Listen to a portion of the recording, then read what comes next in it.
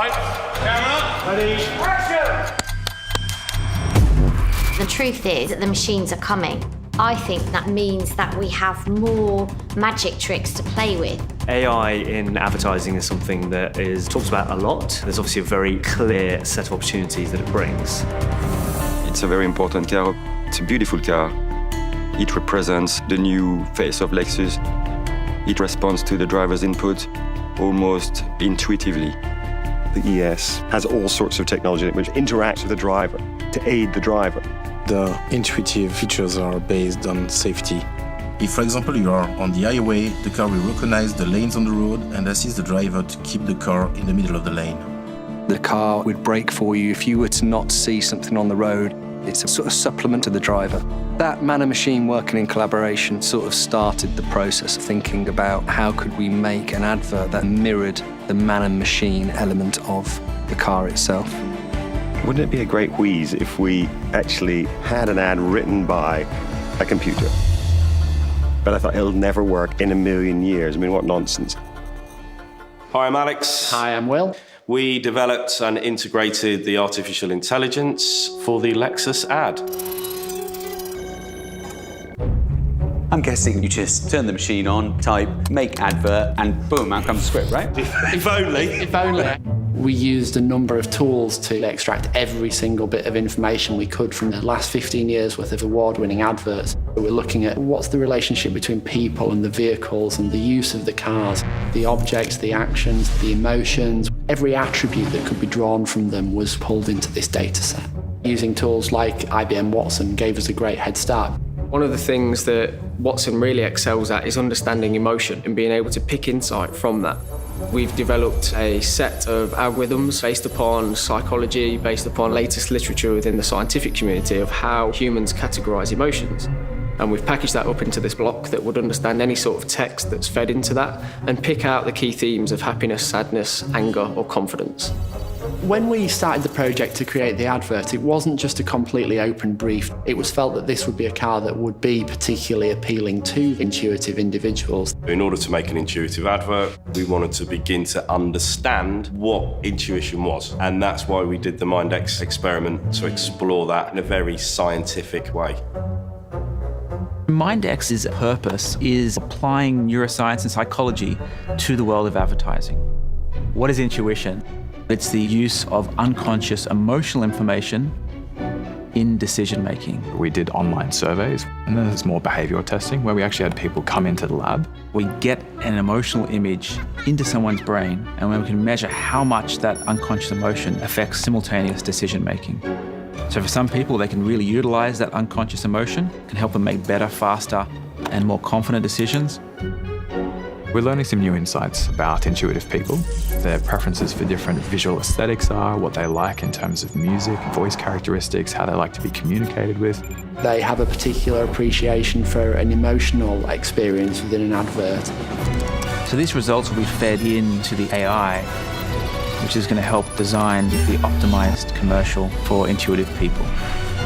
Rather than tell the computer how to do something, we give it some resources and some training, and then we set it loose to make its own discoveries.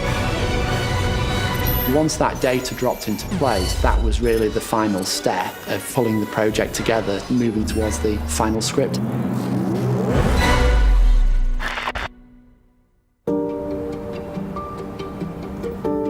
You're sort of setting off a process that you've not got that much control over, but I think that's where the best work comes from. We felt a bit uncomfortable. We follow exactly what the AI has commanded, if I may use that verb. Were you nervous about what the final script would be? I think probably quietly terrified. Expression. I'm sure you're really excited to see what the AI's come up with, and we thought we'd let the machine read its own script. Act 1. Open with vehicle final inspection area at factory. Minimalist environment with nothing but the car. Under a geometrically pleasing arrangement of bright white inspection lighting. I think the most important is to say that the story is a story. It's like a movie. Cut to relatively short dynamic driving scene featuring the same car along a winding road on the side of a mountainous area with dark skies indicating a coming storm. I don't think any of us predicted it. The AI actually wrote an entire script. That was really impressive. It was a real script and it was very coherent. The car should initially suggest that it is sentiently bracing for an impact, the equivalent of closing one's eyes prior to a collision. Cut to end frames as per Lexus guidelines. I describe it as a dark roller coaster journey of an inanimate object coming to life. The fact it's written a story about a machine coming to life, I mean, that's... In a way, I want to sort of pat it on the back and go, that's quite funny, that. And action card. We were all really surprised when out came a script which not only made sense, but actually had in it this sort of self-reflexive quality. And it's a kind of a twist on, I suppose you would say, the Pinocchio tale. We're really proud to work with an award-winning director. And it's really cool that he picked up this idea as well and he felt really, in love with it. I think my job is to try and be as faithful as possible to what the AI wrote. Just a nudge here and there, because you want it to feel like it has a little bit of the oddness of something written by a computer.